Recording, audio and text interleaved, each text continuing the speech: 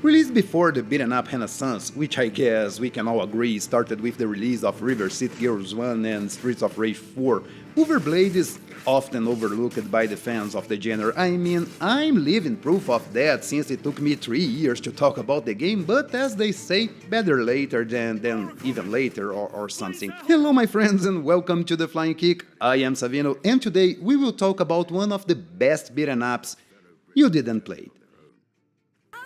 Wulverblade is in some ways a very unique game. Sure, at first glance you may think this is a simple hack and slash where you go on your way slicing Roman soldiers, but as we will see, it's way more than that. To begin with, Wulverblade is one of the rare beaten-ups that uses history as its backdrops. It tells the story of the Roman invasion of Britain around the year 120, where hordes of Romans started to march towards the northern regions of the island. There are fictional elements here, after all, this is a game, but we will meet a lot of real-life generals, visit real-life places and use real-life weapons. To make things more interesting, the developers added a lot of documents from the time, like pictures, videos, ladders, and even some reconstructions of forts and castles. It's a pretty interesting way to make a story for your beaten up, and learning more about Britain's history was very cool. Hadrian's Wall, the edge of empire. To Rome, this was the edge of the known world. Beyond it lay darkness and superstition. You will play through 8 levels, each one with some pretty nice cutscenes both at the beginning and end of the levels. There are also some quick dialogues between the heroes and the enemies mid-game, and everything here is voiced with the sweetest British accent you will ever hear. Crawl back into the woods where you belong, wild one! My girls can handle you. They're hungry. Sure, at the end of the day, this is yet another story of heroes trying to save their land from invaders, but the fact that a lot of things here really happened makes learning about the lore even more interesting.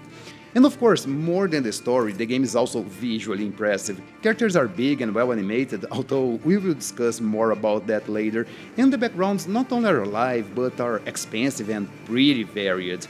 Starting with the backgrounds, honestly, it's rare to see so much effort put into something like that. Up to Wulverblade's release, Dragon's Crawl was the game that for me made the best use of the backgrounds, give them life instead of making them only a backdrop for your fighting.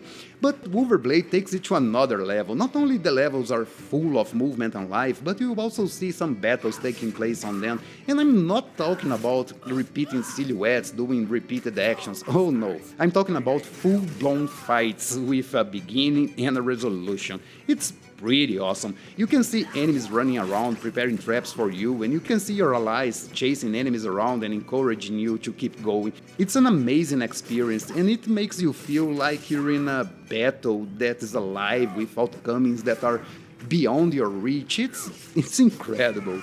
The game also has some impressive lighting effects, from the torches spread around camps to jaw-dropping sunsets and moon risings. The developers here outdone themselves when creating the mood for this game, and as you all can see, they nailed the feel of war, destruction and hopelessness. The game is also pretty graphic. Violence and brutality are part of the gameplay. You will chop limbs and heads, and you will see a lot of people pierced by spears lying around. This is not a game ashamed to show the horrors of an Iron Wage war, and I really appreciate that. Now, when it comes to animations, I like it very much. The game feels fluid, and you can see your characters breathing heavily when idling, your enemies moving in menacing ways, and you will notice that everything around you has some movement. The game, as I was told by someone very cranky, uses puppet animation, and I know this is not something that everybody appreciates. I can see some of you already typing that it looks like a Flash game, and no, come on, this doesn't look bad. But yeah, it's all a matter of opinion, but don't let a minor detail like this dissuade you from the game. Of course, having such a great presentation would require some great sound design, and Wulverblade does not disappoint here too. Starting with the music, the OST here is incredible. The music here is all inspired by Celtic culture, and as far as my ears can detect, all the instruments seems to be from that period. The music, while it may not be the first choice for many beaten-up players, couldn't be more fitting for the game. I agree that it feels a bit different, and they usually start with some pretty smooth notes, but as soon as you advance in the game, the music will pick up and become dramatic and honestly pretty cinematic. But more than the music, what I think is really worth noting here is the sound effects. You can hear your sword slashing the flesh of your enemies, and you can hear their blood spilling on the floor after you cut their arms, and you have the screams. Good heavens, the screams. I don't know what they did to the voice actors, but I'm sure it was something horrible, because the screams of your enemies dying will haunt your dreams for days. And not only your enemies, the screams filled with fury and anger of your characters are also very impressive. You can hear the rage and anger every time you slice a Roman in two, and these screams are varied enough to never get old. The game, as I said earlier, is all voiced, and while I think the interpretation quality here can change drastically from character to character, the main characters and the bosses are all pretty good. I really liked Wolver not only because she's obviously my main, but also because she sounds extremely pissed.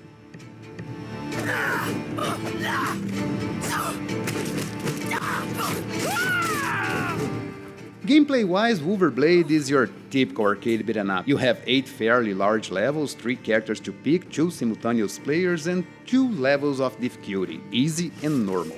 The game is pretty straightforward, but you have some hidden rooms and secrets to find, so exploring the levels can bring some nice rewards for you. The game doesn't deviate from the traditional formula, and the only change in the gameplay here will come in the form of pure 2D levels that will appear in as a small section in some levels. The game offers infinite continues, but you will be brought back to the last checkpoint you passed, which is basically the middle of the level. The game offers 3 lives without any chance of getting more, but when continuing, your lives will be replenished, which I believe is more than fair. When it comes to the combat, well, Wulverblade is simply amazing. Here, as I said, you have 3 characters: Brennus, the game's tank, Caradoc, who is your all-rounder, and Gwen, who is the classic quick and weak female. And it's not only their stats that are different, but the way they play is pretty different too. For example, Wolver has way more aerial attacks than Brennus and Caradoc, but you can juggle your enemies more easily with Caradoc thanks to his more grounded style. But despite this difference, your characters have the same set of actions at their disposal. You have a weak and strong attacks, a jump with a double jump, you have a block and a run button, you can grab and throw your enemies, and you also have 3 specials. A clear screen attack, where you summon your wolf friend to maul your enemies, a desperation move, which will take a bit of your health, and a rage attack that you can use when this bar is filled. And it not only will make you invisible, but it will also make you more powerful, faster, and will replenish your health. But that's not all, you also have 2 attacks when running, one if you press attack right after you start sprinting, and the other if you wait a bit more. You also have an area attack by pressing down an attack while mid-air that can hit even downed enemies. You also have a dodge that honestly will be your most important move in this game, because as you will see pretty soon, Wulverblade is brutal.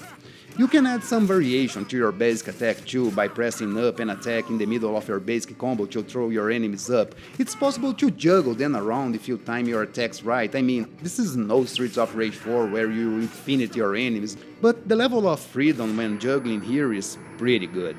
I said you have a strong attack too, but it won't be available for you at all times. In Wulverblade you will have a ton of weapons to pick. Most of them, like small Roman swords, spikes, rocks and daggers, are consumables. You pick and throw them and they will vanish if they hit an enemy, but there are other weapons that you can pick and they will be added to your arsenal, and you can use them at will by pressing your strong attack. These weapons are extremely powerful, and you can mix them with your regular attacks to create long and deadly combo strings. And you have a ton of weapons too: maces, longsword, battle axe, shovels, and each one of them will behave in a unique way, making your combos even more varied. It's pretty awesome to slice a bunch of Roman soldiers, mixing your attacks and finish them on the ground, chopping their heads off with an axe. Yes, as I said, these weapons are pretty strong, and some could even say they are a bit overpowered, and they wouldn't be wrong. To balance that, these weapons can be easily knocked from your hands, and they will break after a few uses. There are plenty of these weapons around for you to pick in any given level, but I recommend you to save them for when you really need them. or when you see another one popping on the ground, but be careful. Some weapons can be weaker than the one you are carrying, and without any way to know their power, you will have to use your best judgment. Another thing that I really like here is how your enemies are presented. At first, when you're still in the north, you will find other British tribes, traitors of the land, that surrendered and subjected themselves to the Roman Empire. As you approach south, where the lands were heavily occupied by Roman forces, you will start to see more and more Roman soldiers, and the further you get, the more trained and well-armed the soldiers become. And there are, of course, the bosses. They are big, tough, and extremely fun to fight against. They don't have too many gimmicks, which is a relief, and their attack patterns will change as you weaken them. They are not that hard to beat, but you really need to understand their behavior, otherwise a few hits can end your adventure prematurely. It's pretty clear by now that Wulverblade is a pretty violent, graphic and bloody game. As I said, you can chop limbs and heads of your enemies, but what I didn't tell you is that you can use them as a throwable weapon. You can walk around carrying a Roman head like a psychopath and throw it at the general to show him who's boss. I mean, it's extremely brutal, but it was a common occurrence back in those days. Those guys were cold. Another thing that you must have in mind in this game is that Wulverblade is pretty hard. It's not unfair, not even a bit, but if you make a mistake, chances are that you will be tossed around until half of your energy is drained. And I'm talking about low-level enemies here. Bosses or even some of the bigger enemies can easily kill you if they corner you on the screen. You will have plenty of chances to refill your health, especially by using your rage, but even so, it's pretty easy to make a small mistake and lose a life. The game also offers some extra modes, like a survival mode where you face increasingly stronger enemies, an arcade mode where you have only 3 continues to beat the game, and the beast mode. You see, in the last level your characters will become werewolves. Yeah, I was surprised too. It's part of the local legend, it seems, and from the middle of the last level or so, your characters will be monsters that will scare the living heck of the Romans. In this beast mode, you can play as a werewolf on all levels. The werewolf's cool to play, but they are pretty overpowered, so I didn't like that much. But it can be fun to play with someone who doesn't play beat'em ups a lot. When it comes to the options, the game is pretty complete too. You can change the amount of details in the graphics and control the volume of the sounds, music and voice independently, and you can also configure your gamepad or keyboard as you like it. The game allows 2 simultaneous players, and while it lacks online, it works pretty well with Parsec or something similar. Wulverblade is available for Steam, PlayStation and Nintendo Switch, and it will cost you $15. It's not often, but the game can be found for 50% off, but honestly, I think it's easily worth the $15 asked. I highly recommend you to get this one because this is an experience that you won't find anywhere else. I really hope in the future more devs use real-world events as backdrop for their games. We have a ton of bloody and violent conflicts that could very well be translated to beat'em ups. I mean, nothing against modern urban settings, but some changes can be fun. And that's it for the video, folks. I hope you all enjoyed the video, and if you made this far, don't forget to like and subscribe for more beat'em up things in your life. Let me know in the comments if you will get this game or if you already played it. If you did, tell me what your impressions are. I will be back next Saturday with a video where we will take a look at the original Double Dragon and discuss its place in history, how it influenced the genre, and why it became a classic. But until then, I hope you all have an awesome week, and remember, keep beat'em up.